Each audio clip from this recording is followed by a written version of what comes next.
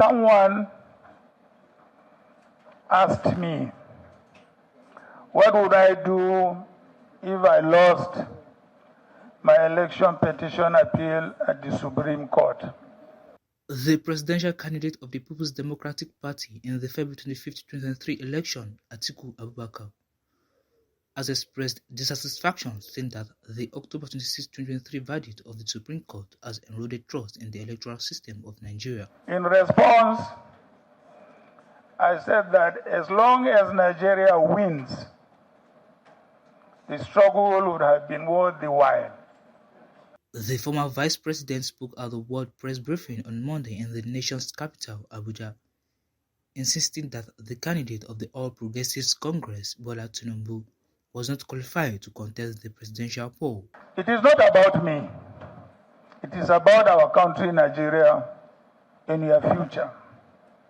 It is about the kind of society we want to live for the next generation and what kind of example we want to set for our children and their children. It is about the reputation of Nigeria and Nigerians in the eyes of the world. We showed incontrovertible evidence that Bola Tinubu was not qualified to contest the presidential election because he forged the qualifying academic certificate which he submitted to INEC. In fact, a simple check on Tinubu's past records in his possession would have shown INEC that Tinubu broke the law and should not have been allowed to contest the election in the first place. We showed irrefutable evidence of gross irregularities, violence, and manipulations during the elections. We showed incontrovertible evidence that INEC violated the Electoral Act and deliberately sabotaged its own publicly announced processes and procedures in order to illegally declare Tinubu elected.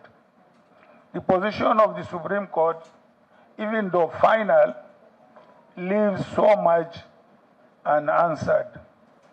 Atiku, however, accused the Supreme Court and the Independent National Electoral Commission, INEC, of supporting illegality, identity theft, impersonation, and forgery of certificates. If the Supreme Court, the highest court in the land, implies by its judgment that crime is good and should be rewarded, then Nigeria has lost, and the country is doomed irrespective of who occupies the presidential seat.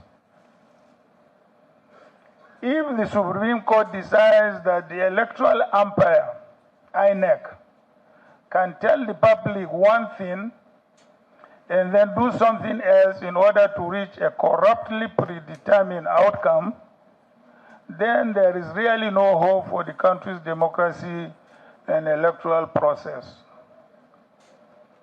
Obviously, the consequences of those decisions for the country will not end at the expiration of the current government.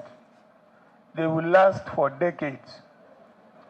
As for me and my party, this phase of work is done. However, I'm not going to go away.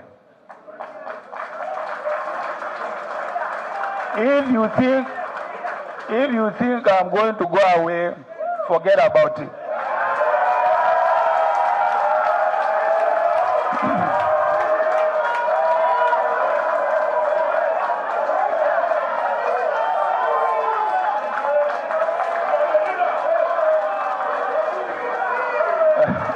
Thank you. Thank you.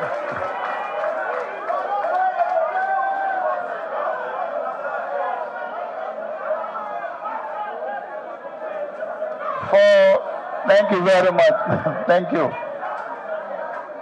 Thank you very much. Thank you. For as long as I breathe, I will continue to struggle with other Nigerians